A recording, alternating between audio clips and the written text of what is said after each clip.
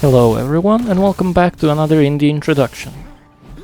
Anime, Cuphead, Hades. Mash them all up together and you get this wonderful game that is Summum Aeterna.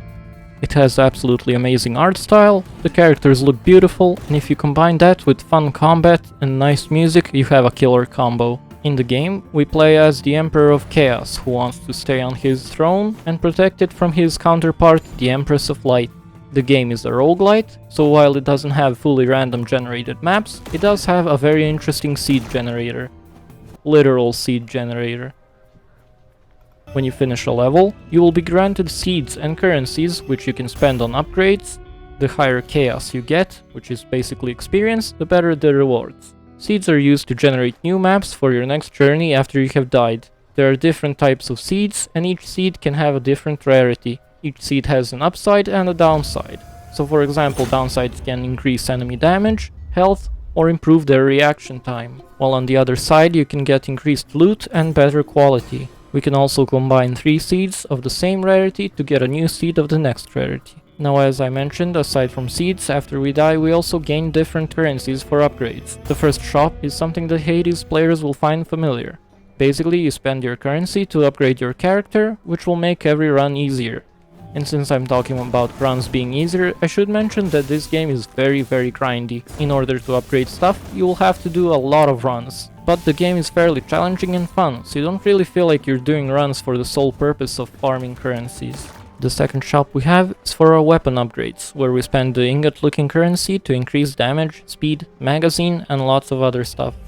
Speaking of weapons, the starting weapon is a sword. It has nice damage and is very fast. It has a really short range though, but if you get close to an enemy and land a couple of hits, you will interrupt their attack. Every weapon has a special ability, and the special ability for the sword is that we can throw it across the map, and we can either retrieve it back, damaging yet again everything in its way, or we can use it to teleport to its location. The second weapon that we unlock is the Scythe, and it is my personal favorite because it is so fun to use, especially the AoE attack, and you can even cheese some enemies by hitting them through platforms. The Scythe has a passive that leaves a curse on the enemy, slowly dealing damage over time. The special ability is an execute. After we tag an enemy, we can press execute to deal a fair amount of damage. The third weapon we unlock are pistols, and of course they have huge range, and to even things out, there is a magazine and a reload mechanic, so they wouldn't be too OP.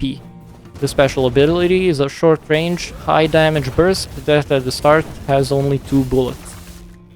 Now that we talked about weapons, let's mention the maps more. The maps are your standard roguelite type of levels. You have different rooms and almost every room contains a random event or function. There is also a weapon shop that completely changes your playstyle. Each weapon type that we talked about has multiple different versions. So for example, if we look at the Scythe, some weapons will focus on making your execute stronger or increase your curse and dots. When you pick up a new weapon, you will not only have abilities, but also adds really cool visual effects. Aside from shops, there is also a fun gamble room where Death itself spins the wheel for you and gives you a quest. Until you finish the quest he gave you, you will have a debuff, sometimes as strong as having an insta-death curse. However, once we finish killing enemies or opening chests or whatever it gives us as the curse is removed completely and we have a permanent buff. So if you're lucky, you might get that jackpot.